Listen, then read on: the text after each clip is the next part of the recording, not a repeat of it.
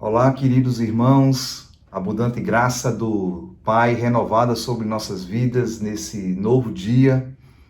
Uma alegria e um privilégio estarmos mais uma vez juntos para adorarmos ao Senhor, para prestarmos um culto a Ele em espírito e em verdade.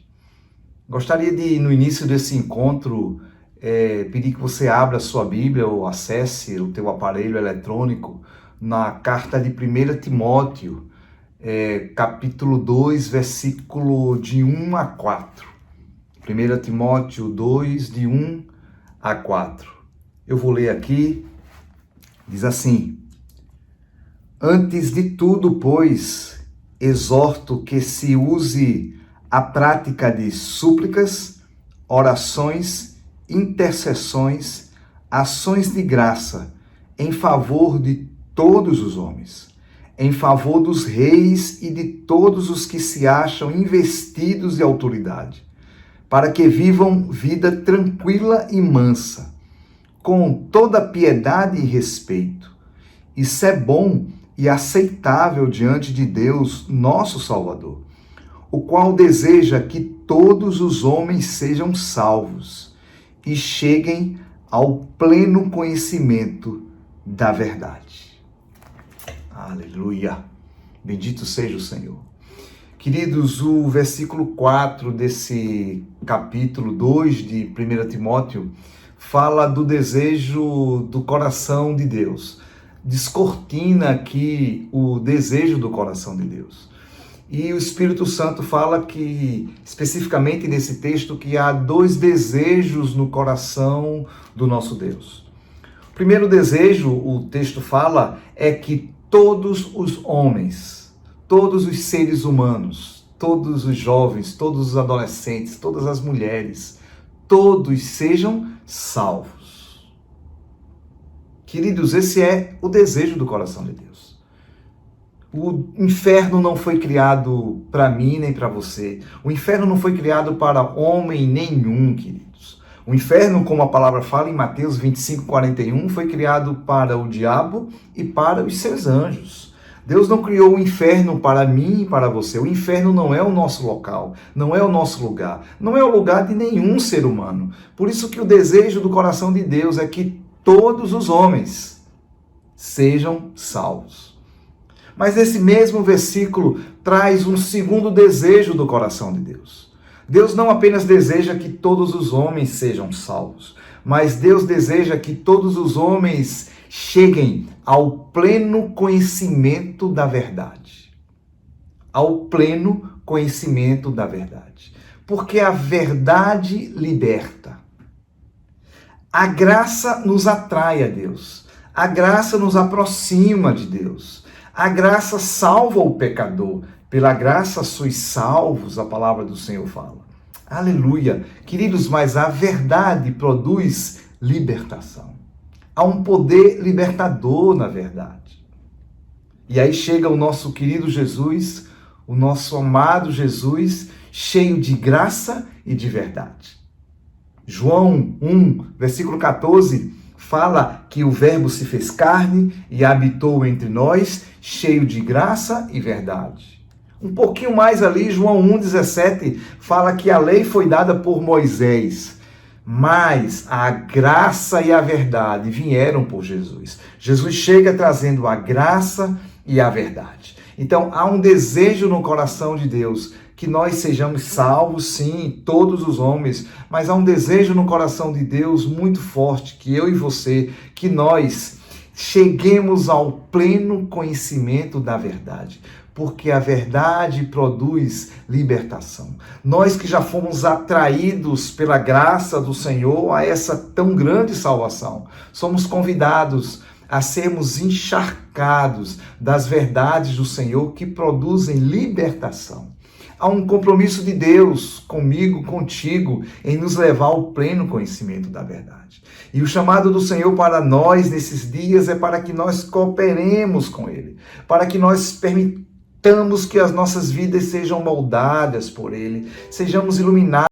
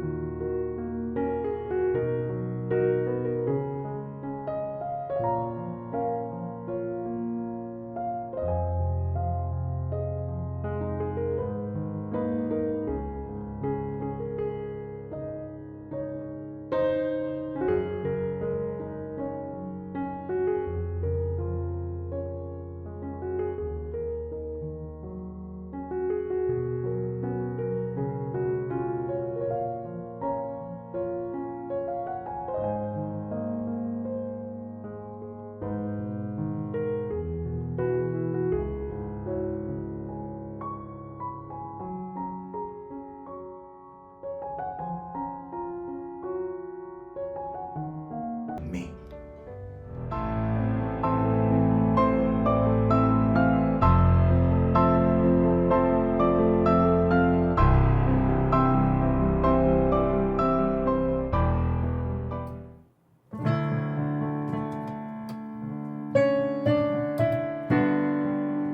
Vamos adorar o Senhor. Aleluia.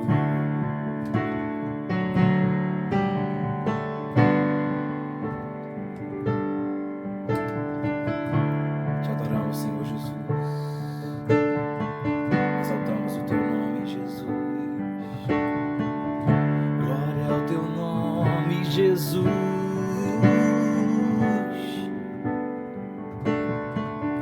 Doce refúgio na tormenta, é Jesus Cristo Salvador. Ele me sustenta e alimenta com sua palavra e seu amor. Eu repousarei em ti, tu és meu amigo fiel, uma poderosa e fresca unção encherá meu coração.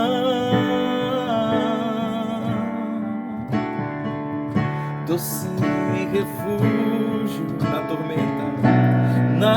tormenta, é Jesus Cristo Salvador.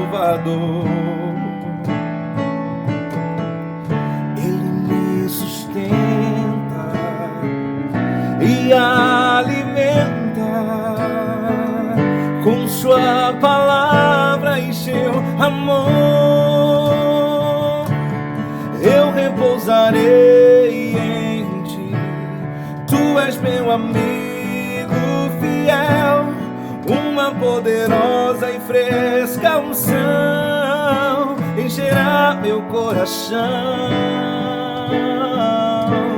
Eu repousarei em ti, tu és meu amigo fiel, uma poderosa e fresca unção encherá meu coração.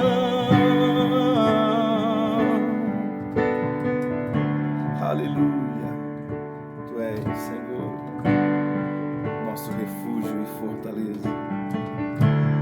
Glória ao teu nome, Pai. Eu repousarei mais uma vez. Eu repousarei em ti, tu és meu amigo fiel, uma poderosa e fresca unção encherá meu coração.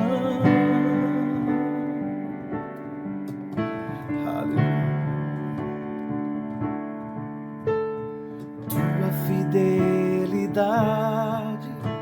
é grande, tua fidelidade incomparável é. Ninguém é como tu, bendito Deus. Grande é a tua fidelidade na minha vida. Grande é a tua fidelidade sobre os meus filhos. Grande é a tua fidelidade.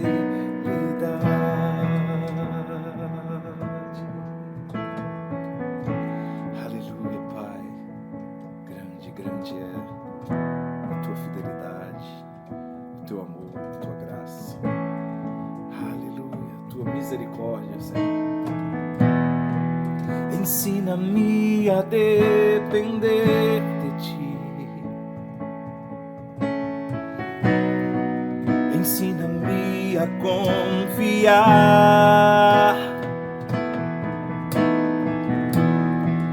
Ensina-me a esperar em ti.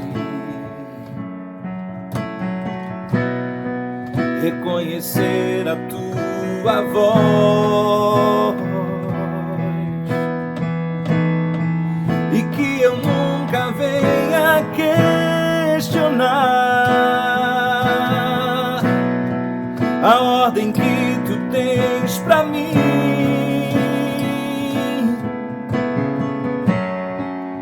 Pois o que eu quero com meu coração, diga pra ele, é depender de ti, depender de ti,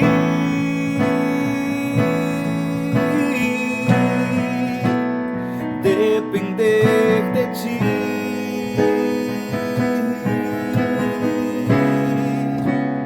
depender de ti.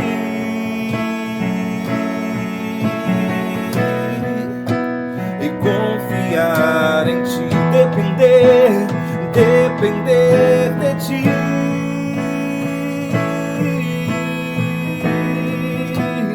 depender de ti,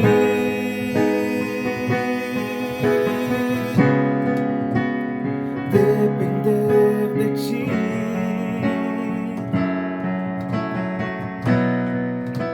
e confiar em ti.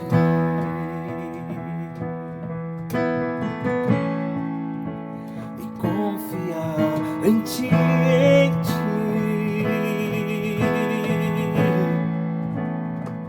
confiar em ti, confiar, tão somente confiar em ti, e que eu nunca venha questionar a ordem que tu tens pra mim,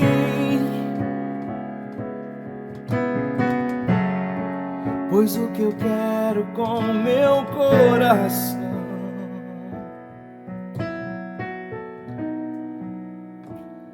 é depender de ti.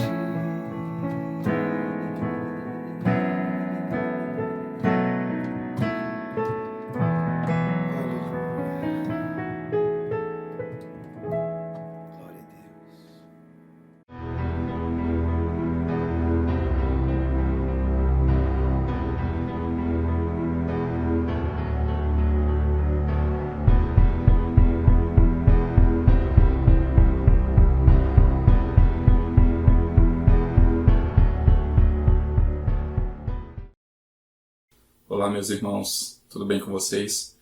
Que alegria estar aqui, podendo compartilhar da Palavra de Deus com vocês.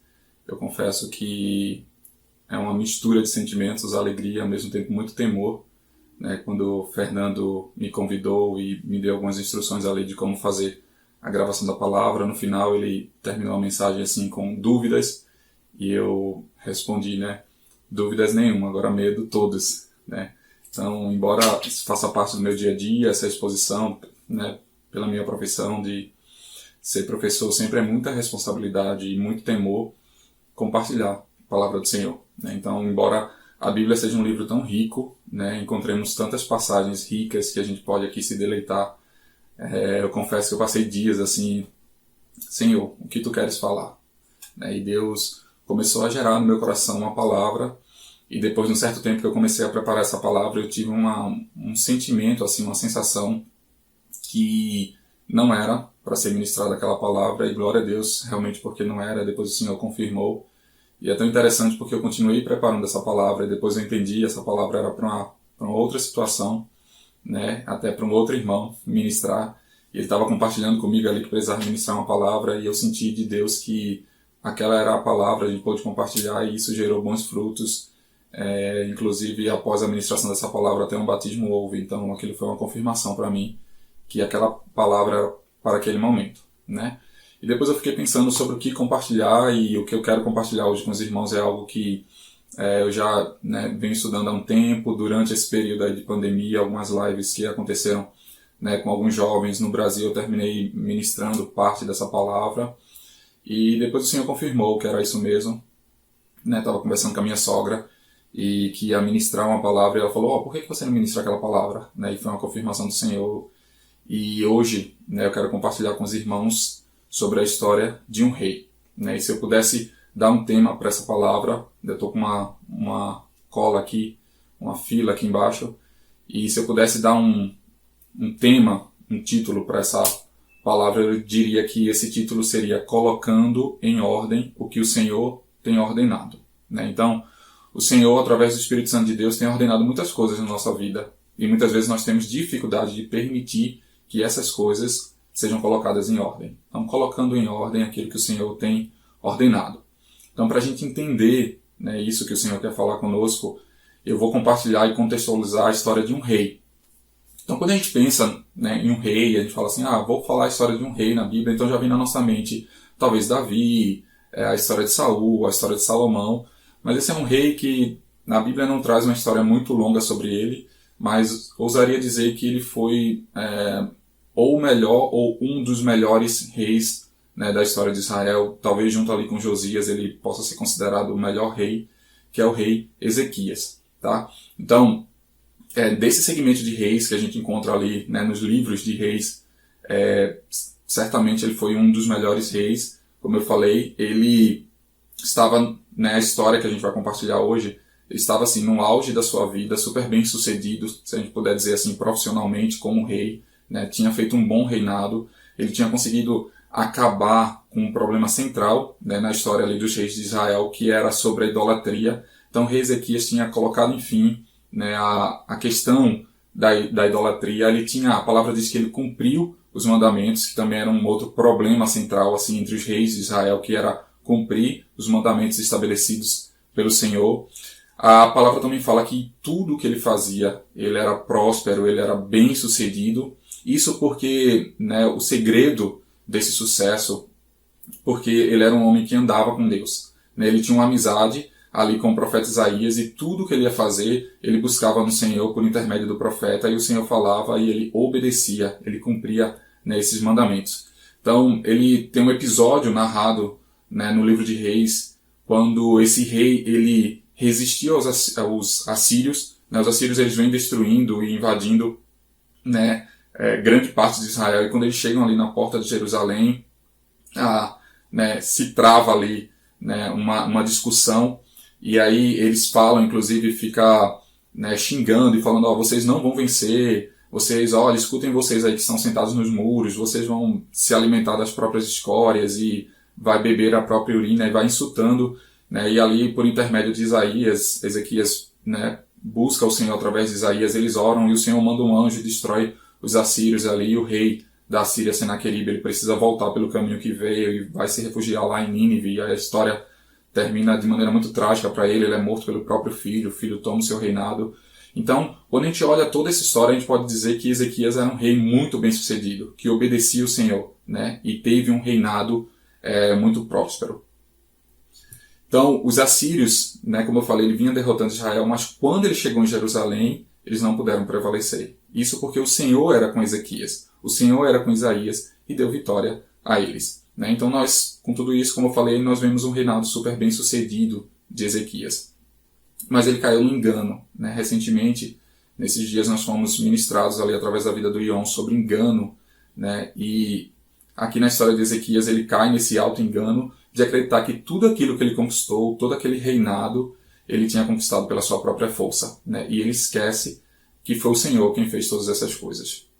E eu gostaria de começar, antes da gente ler, né, a história de Ezequias mesmo, com um versículo, você pode acompanhar aqui ao lado, que está lá no livro de Provérbios, capítulo 3, versículo 5, que diz: confie no Senhor de todo o seu coração e não se apoie em seu próprio entendimento. Então esse foi um princípio que Ezequias não entendeu. Depois de ele ter conquistado tudo aquilo, ele acreditou no seu próprio entendimento, ele se apoiou na sua própria inteligência e esqueceu do Senhor.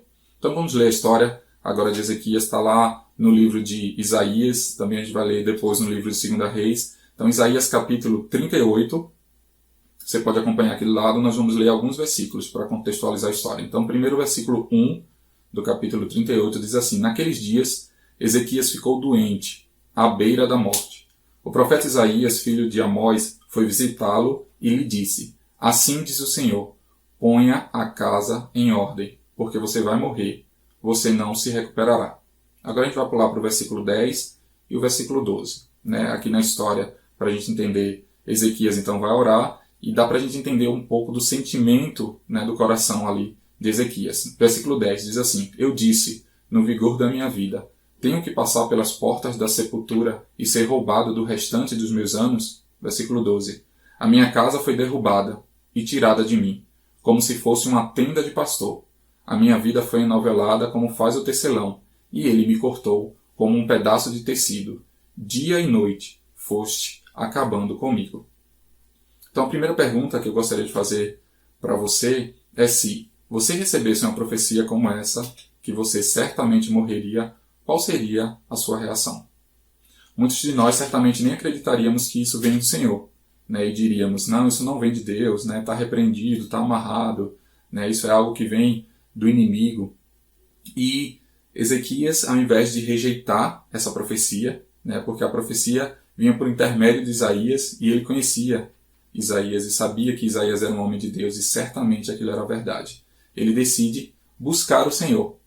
Então, ainda nesse capítulo 38, vamos ver o verso 3, ele falando para o Senhor, Ezequias: Lembra-te, Senhor, de como tenho te servido com fidelidade e com devoção sincera, e tenho feito o que tu aprovas. E Ezequias chorou amargamente. Então, Ezequias tentando lembrar o Senhor, né, como se o Senhor não soubesse todas as coisas, como ele tinha obedecido o Senhor, né? Uma primeira coisa que a gente precisa ver aqui nesse texto é dissociar essa ideia que muitas vezes nós temos que todo sofrimento, todas as lutas que passamos, ela está associada a um pecado, né? E talvez fosse isso que passou na cabeça de Ezequias. E por isso que ele reivindica ao Senhor: mas Senhor, lembra, eu sou obediente, eu sou fiel, eu cumpro os seus mandamentos, né? E meio que perguntando, mas por que o Senhor deixou que isso acontecesse comigo, né? Tem um exemplo clássico na Bíblia, que é a história de Jó, né? A Bíblia garante que Jó era um homem íntegro, fiel a Deus e passou por todo esse sofrimento. Então a primeira coisa que nós precisamos entender é que o sofrimento que enfrentamos, as nossas lutas, elas não necessariamente estão associadas aos nossos erros, aos nossos pecados, né? Uma coisa que eu gostaria de destacar, primeiramente, que está no versículo 1, é que Ezequias ficou doente à beira da morte. Então há um ciclo natural na vida humana, né, que a gente vai vivendo nossa vida, até influenciado mesmo por padrões sociais, e a gente traça metas e a gente quer conquistar, né, e muitos têm a meta: eu preciso conquistar um matrimônio, ter filhos, concluir uma faculdade, ter uma profissão, e parece que nesse ciclo natural a gente vai vivendo e vai conquistando, e chega um determinado momento da vida que a gente fala assim: já deu. Eu já conquistei tudo que eu tinha que conquistar e agora eu vou viver a minha vida, né? Até parece que toda aquela fase que você passou na conquista, a sua vida não foi vivida. Ou ela não foi vivida de maneira tão intensa. E agora você fala: não, já estou com meus filhos criados, já estou aposentado, já está tudo certo com a minha vida, agora eu vou viver, né? Eu vou aproveitar. E Ezequias parece que ele estava, assim, vivendo nessa fase. Então, ele talvez olhe assim e fala: eu já profissionalmente já fui bem sucedido, já tenho um bom reinado, né? A minha vida com Deus está certa, eu obedeci os mandamentos, meu ciclo de amizade, né? Meu amigo aqui, meu melhor amigo é um profeta, então está tudo certo e agora eu vou viver a minha vida, né? E é interessante porque Jesus fala sobre isso, né? Através de uma parábola que está lá no livro de Lucas, capítulo 12. Vamos ler juntos? Então, versículo 16 do capítulo 12 de Lucas. Vamos ler até o versículo 21. Diz assim: Então lhes contou essa parábola. A terra de certo homem rico produziu muito bem. Ele pensou consigo mesmo: o que vou fazer? Não tenho onde armazenar minha colheita. Então disse: já sei o que vou fazer. Vou derrubar os meus celeiros e construir outros maiores, e ali guardarei toda a minha safra e todos os meus bens. E direi a mim mesmo: você tem grande quantidade de bens, armazenados para muitos anos. Descanse, coma, beba e alegre-se. Contudo Deus lhe disse: insensato, esta mesma noite a sua vida lhe será exigida. Então quem ficará com o que você preparou? Assim acontece com quem guarda para si riquezas, mas não é rico para com Deus. Então veja aqui a história desse homem, um homem rico, né, bem sucedido nessa parábola. Ele é tão bem sucedido que ele precisa aumentar, né, os seus negócios para poder suportar tudo aquilo que ele estava colhendo, né? Em determinado momento ele percebe que está bem e ele fala, né? Eu vou falar para mim mesmo: coma, beba, alegre-se, descanse, né? Já está tudo certo, você já fez o que tinha de fazer, agora é só descansar. E sabe o que Jesus quer nos ensinar com essa parábola? Né? Não é nenhuma apologia à pobreza ou qualquer tipo de crítica a você fazer um investimento, ter o seu negócio, não é nada disso. Mas o que Jesus quer nos ensinar com essa parábola é que a vida do homem não consiste em juntar bens.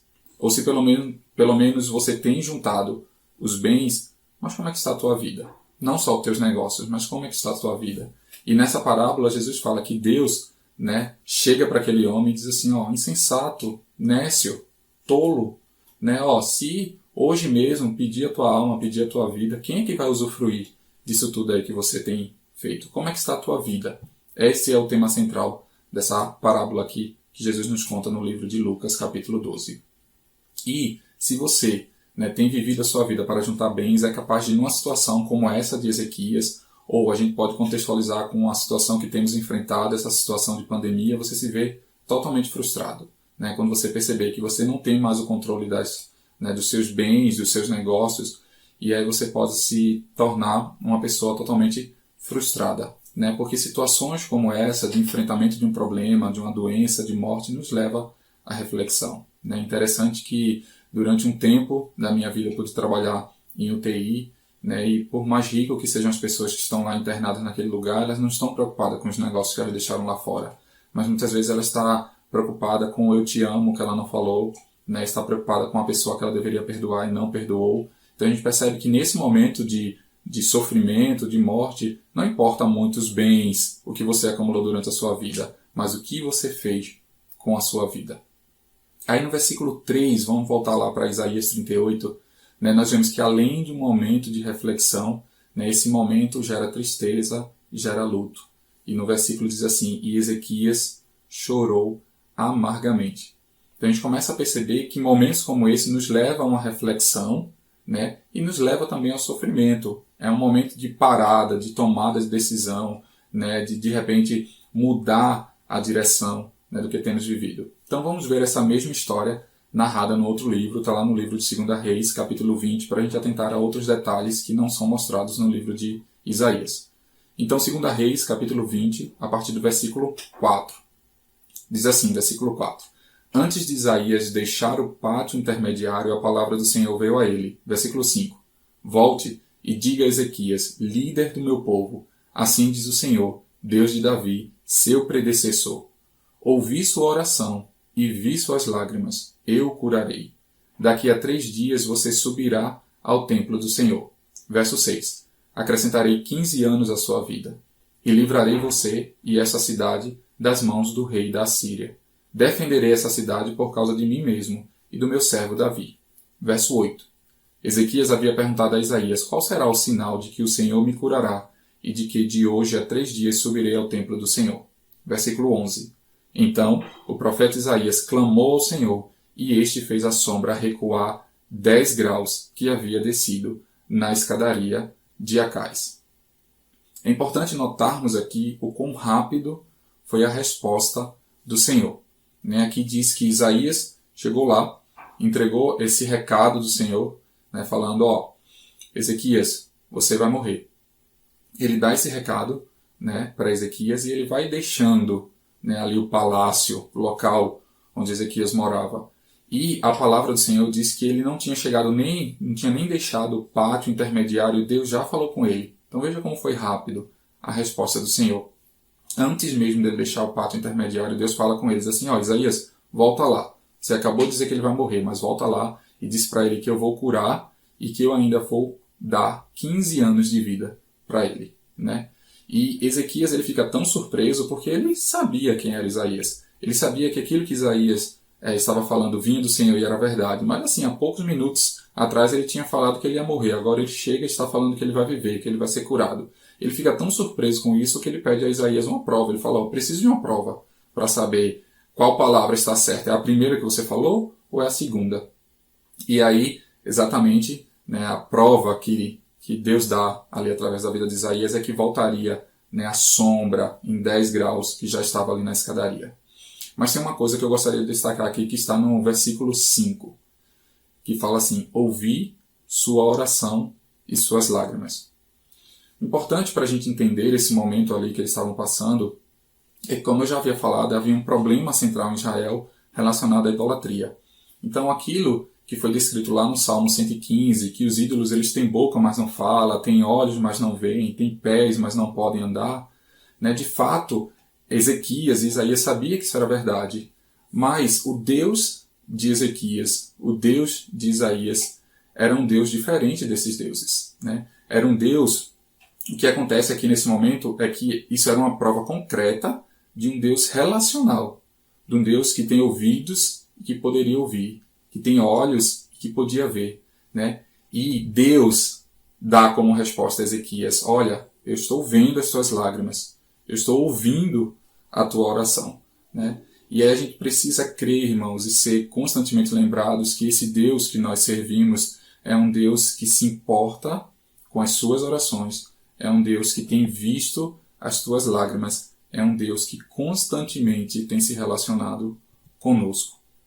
Então, é interessante, né, lembrar também de algo que Jesus fala, né, lá no Novo Testamento sobre oração no pátio. Então ele fala, esquece essa oração, né, que os hipócritas fazem de pé nas sinagogas, nas esquinas. E Jesus nos dá uma orientação. Ele fala assim, se tu queres falar com teu pai, vai para o quarto, né?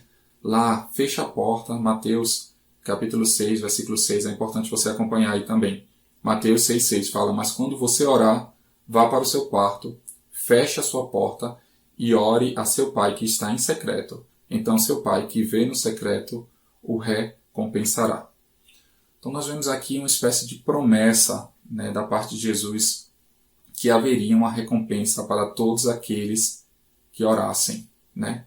Então, que tipo de recompensa é essa? Né? É uma resposta. Né? Muitas vezes há um engano de acharmos que se eu orar por determinada coisa, Deus tem a obrigação de me abençoar com aquilo que eu estou pedindo. Né? E na verdade o que Jesus fala aqui, ele diz, o teu pai vai te dar uma recompensa, e essa recompensa é a resposta, que nem sempre é aquilo que nós gostaríamos de ouvir, de sentir, de ver, mas é uma resposta do Senhor, né? Vem da parte do Senhor.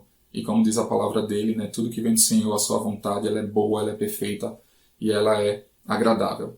Outra coisa, além de ouvir, né, a oração de Ezequias, Deus viu as suas lágrimas. Né? Salmo 126, versículo 5 diz assim, aqueles que semeiam com lágrimas, com cantos de alegria, colherão. Né? Então nós vemos alguns exemplos na palavra. Lembra de Ana, né, descrito lá no início do livro de Samuel. Né? Ana sofria ali uma rivalidade, né, com Penina por não ter filhos, e como ela clamou, como ela orou e como ela chorou, né, a ponto de pensarem ali que Ana estava no templo embriagada.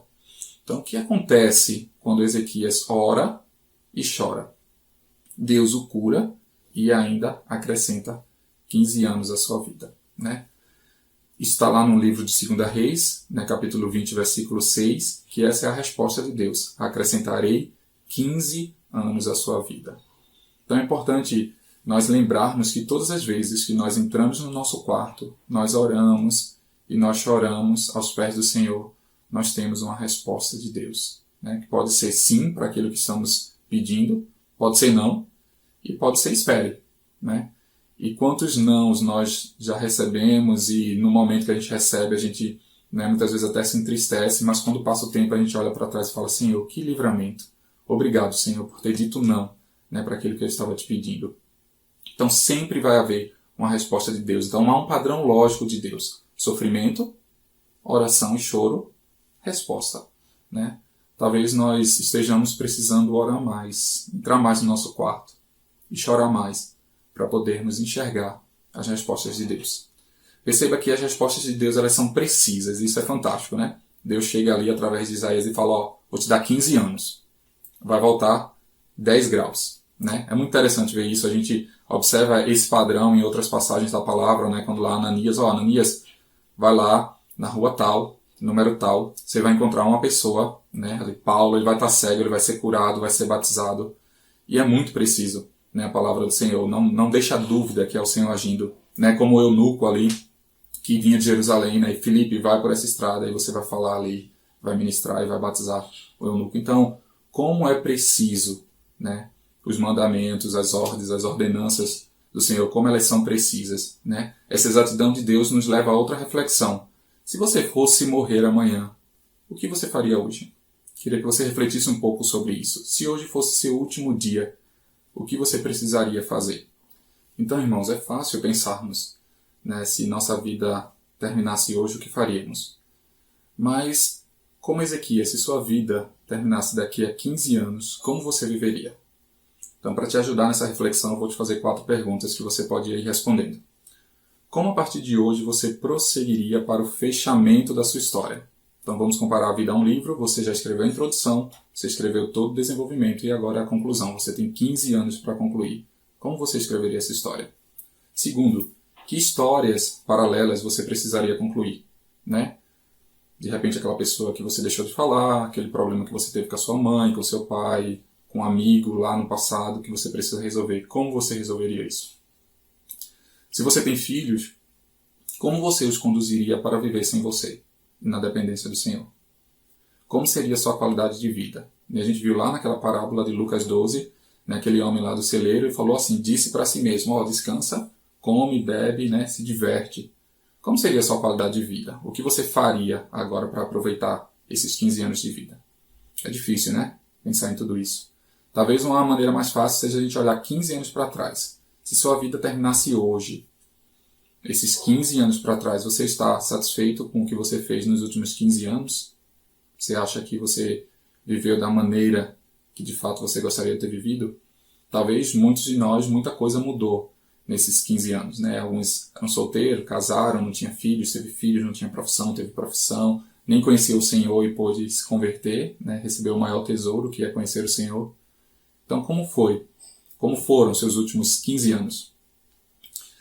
E talvez não tenha muito sentido a gente ficar pensando nessa questão de 15 anos para frente, 15 anos para trás, mas a gente tem que pensar como eu estou vivendo minha vida com o Senhor hoje, né? Pensar que toda a vida de Deus, tudo que você tem, seus bens, suas riquezas, seu trabalho, sua família, elas pertencem ao Senhor.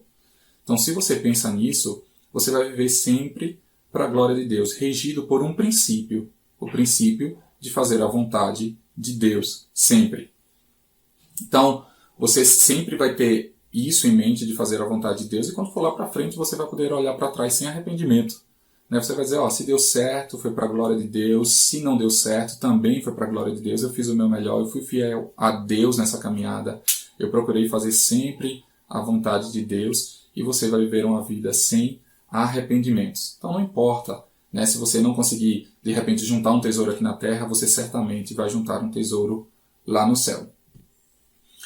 Então, se você conhece, né, o desfecho dessa história de Ezequias, para a gente concluir, você sabe que não teve uma conclusão muito positiva, muito boa. Então, o que é que Ezequias faz?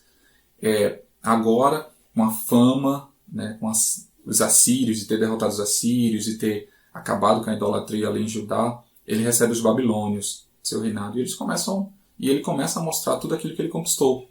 Talvez influenciado por um ego, né, que gerou no seu coração algo que a gente conhece por egolatria, ou seja, ele começou a focar todas as suas conquistas em si mesmo, e ele começou a mostrar, tá vendo isso aqui? Eu conquistei, tá vendo isso aqui? Eu conquistei.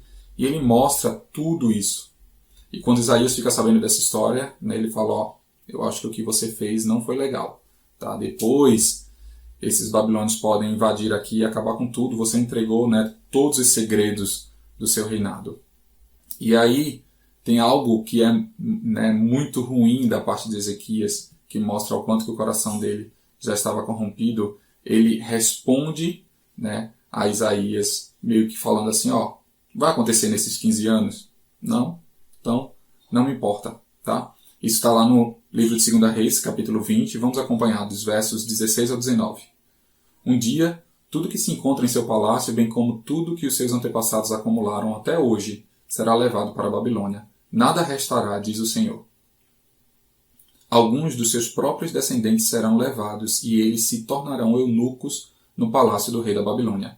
Respondeu Ezequias ao profeta Isaías. Boa é a palavra do Senhor que você anunciou, pois ele entendeu que durante a sua vida haveria paz e segurança. Então ele falou, tudo bem, essa palavra é boa.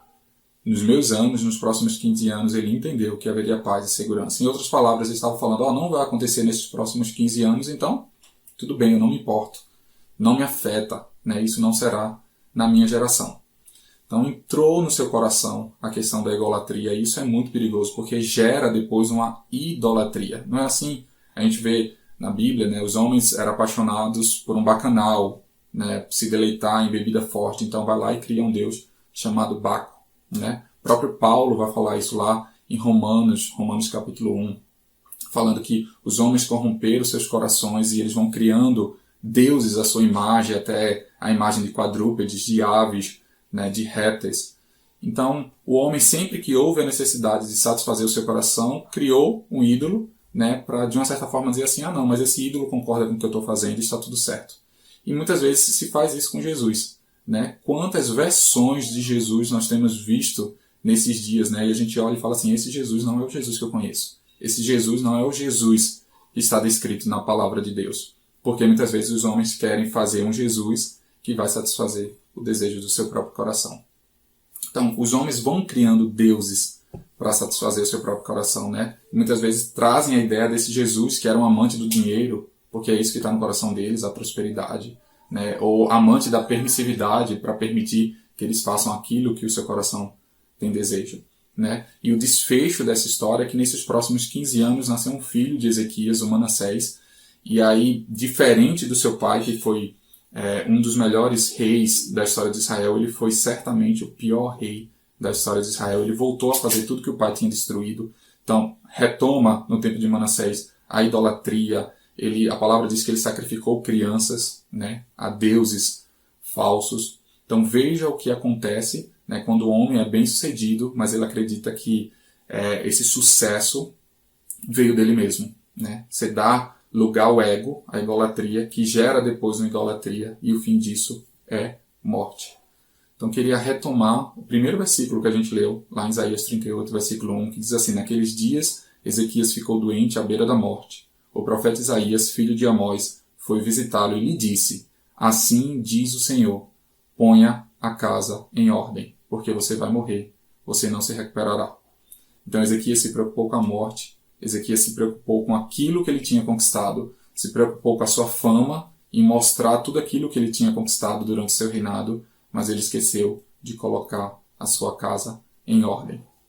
Então, essa situação que nós temos enfrentado de pandemia ou qualquer outra adversidade na nossa vida, ela nos serve para checarmos se precisamos colocar nossa casa, nossa vida em ordem. Foi por isso que a gente pode fazer um paralelo e pensar na história de Josué. Josué, ele conquistou a terra prometida e o final da vida de Josué, ele sai entregando ali a terra, né, conforme as tribos, isso aqui, você é dessa tribo, isso aqui é seu, isso aqui é seu, isso aqui é seu. E ele fala, não sei o que vocês vão fazer a partir de agora, mas eu e a minha casa serviremos ao Senhor. Então Josué foi alguém que entendeu esse princípio, que tudo aquilo que ele havia conquistado foi pelo Senhor. Então, para a gente refletir, eu quero deixar essas perguntas para cada um de vocês. Como está a sua vida? Como andam os seus relacionamentos? Como anda o seu tempo, a sua gestão de tempo com o Senhor? Se está tudo em ordem, bênção, prossiga. Se não, pare e ponha a sua vida em ordem. Cuide do seu coração. Peça ao Senhor para sondar o seu coração. Senhor, olha se há em mim algum ego, algum ídolo. Se há, Senhor, na minha vida algo que precisa ser ordenado, Senhor, revela através do Teu Espírito Santo aquilo que precisa ser ordenado e me dá graça, me ajuda a ordenar tudo aquilo que o Senhor tem ordenado. Então, queria orar com você nesse momento, colocar o meu coração e o teu coração diante do Senhor, para que o Senhor revele a cada um de nós aquilo que precisa ser ordenado. Senhor Jesus, te damos graças, Senhor, por tudo isso que o Senhor nos falou nesse dia. Te pedimos que, em nome de Jesus, o Teu Espírito Santo nos revele aquilo, Senhor, que há em nós, que precisa ser ordenado. Senhor, nos ajuda a ter o nosso coração em Ti, a não olharmos para trás, Senhor, para todas as conquistas que alcançamos e acreditarmos que foi pela nossa própria força, mas reconhecermos que foi o Senhor que fez todas elas. No nome de Jesus, para a glória do Senhor. Amém. Que Deus te abençoe, meu irmão, no nome de Jesus. A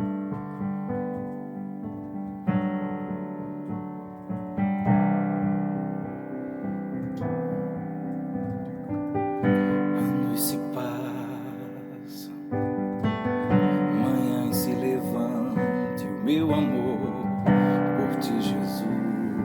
maior.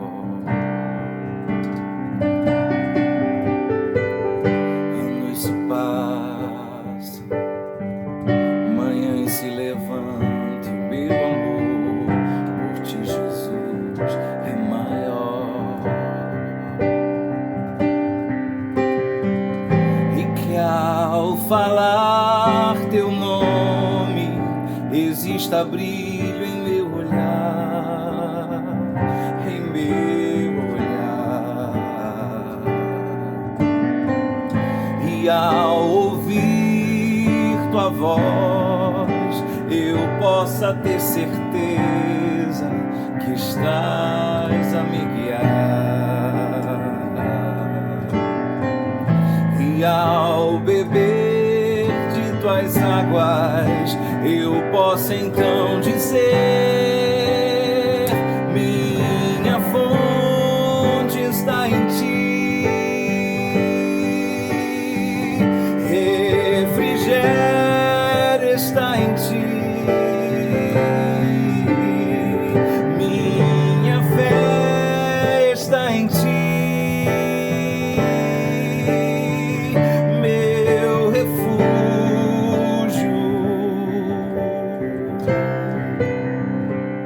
Caem as chuvas, transbordam-se os rios, sopram-se os ventos sobre a casa. A minha fé não será abalada, pois na rocha está firmada. Minha fonte está em ti, refrigério está em ti, minha fé está em ti, meu refúgio.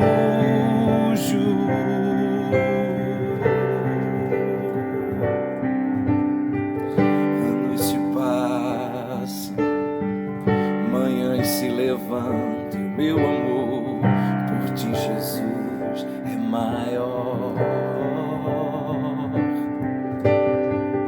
Anos se passam, manhãs se levantam, meu amor por ti, Jesus, é maior. E que ao falar teu nome exista brilho em meu olhar, em meu olhar. E ao ouvir tua voz eu possa ter certeza que estás a me guiar. E ao beber de tuas águas eu posso então dizer: minha fonte está em ti, refrigério está em ti, minha fé está em ti, meu refúgio.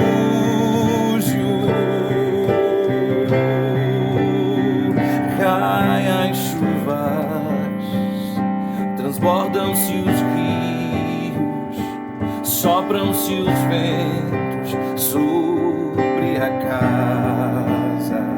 A minha fé não será abalada, pois na rocha está firmada. Caem as chuvas, você pode declarar isso. Transbordam-se os rios, sopram-se os ventos sobre a minha casa. A minha fé não será abalada, pois na rocha está firmada. Declare: caem as chuvas, transbordam-se os rios, sopram-se os ventos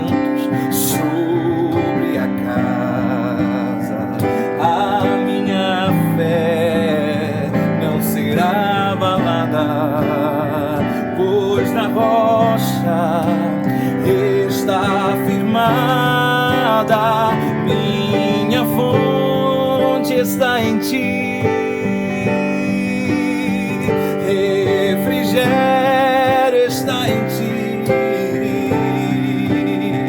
Minha fé está em ti. Meu refúgio, minha fonte está em ti. Refrigério está em ti. Minha fé está em ti. Meu refúgio,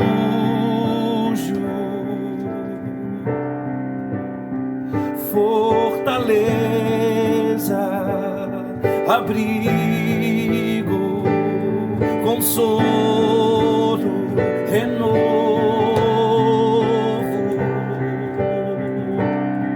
fortaleza,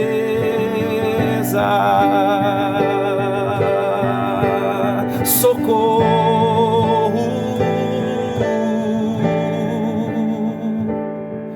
aleluia. Caem as chuvas, transbordam-se os rios, sopram-se os ventos sobre a casa. A minha fé não será abalada, pois na rocha está firmada.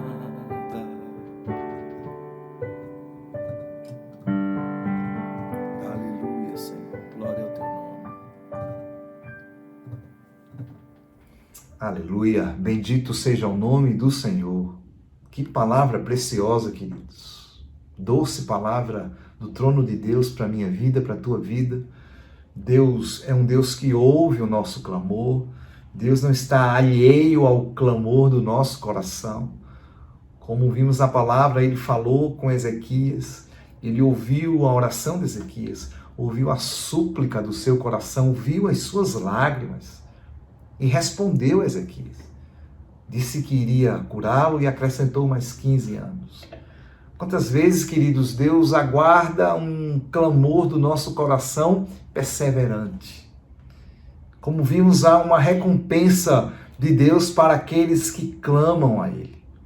A recompensa é a resposta de Deus. Pode ser sim, pode ser não, pode ser espere. Nem sempre vai ser a resposta que nós desejamos, mas temos plena convicção que se a resposta veio de Deus, ela é a melhor resposta para mim e para você, porque veio diretamente do trono de Deus para nós. E os caminhos, os projetos, os sonhos de Deus são muito melhores do que os meus caminhos, do que os meus projetos, do que os meus sonhos. Interessante que durante esse processo de busca da resposta de Deus, desse processo de clamar a Deus, de suplicar, de chorar, de nos derramarmos na sua presença, batendo em sua porta, durante esse processo nós ainda temos o privilégio de usufruir da sua doce presença. E na doce presença do Senhor nós somos transformados. Não há transformação sem estar na presença do Senhor. Não há transformação separado da presença do Senhor. Então, nesse processo de busca, de clamor, usufruímos da doce presença do Senhor e na sua doce presença somos transformados. Enquanto o Senhor estava nos falando através dessa palavra, fiquei com uma pulga atrás da orelha. Uma dúvida. Será que se Deus respondesse todas as minhas dúvidas, me desse tudo que o meu coração deseja, imediatamente assim, sem um clamor, sem um processo de busca, será que eu buscaria a Ele tanto como eu busco? Será que se Deus me respondesse imediatamente, haveria essa busca intensa por Ele? Será? Queridos, muitas vezes Deus retém algumas respostas, retém algumas coisas, porque Ele deseja a nossa companhia, Ele quer estar conosco. Retém para que nós possamos estar na sua presença, clamando, buscando a resposta, porque Ele nos ama, queridos. E além de querer estar conosco, de querer a nossa companhia, Ele também quer nos transformar à imagem do seu Filho. E só há transformação à imagem de Jesus na presença de Deus. Por isso fiquei com essa pulga atrás da orelha. Será que Deus não retém para me atrair até a sua presença e para que eu possa usufruir dele e ser transformado à imagem de Jesus? Aleluia! Uma boa pergunta, queridos, para recebermos a resposta na presença do Senhor, diante do Senhor. Então o Espírito Santo hoje falou conosco: põe tua vida em ordem, põe a tua casa em ordem. Quanto tempo ainda temos aqui, não sabemos, mas a palavra do Senhor para nós é: põe a tua casa em ordem. Usufrui da presença do Senhor e sejamos transformados à imagem do seu Filho e do nosso amado Jesus. Uma semana transbordante da graça do Senhor, abundante da paz do Senhor sobre tua vida, sendo conduzidos pelo Espírito Santo ao pleno conhecimento da verdade, usufruindo da presença do Senhor e sendo transformado à imagem do seu Filho, pelo Espírito. Aleluia, amém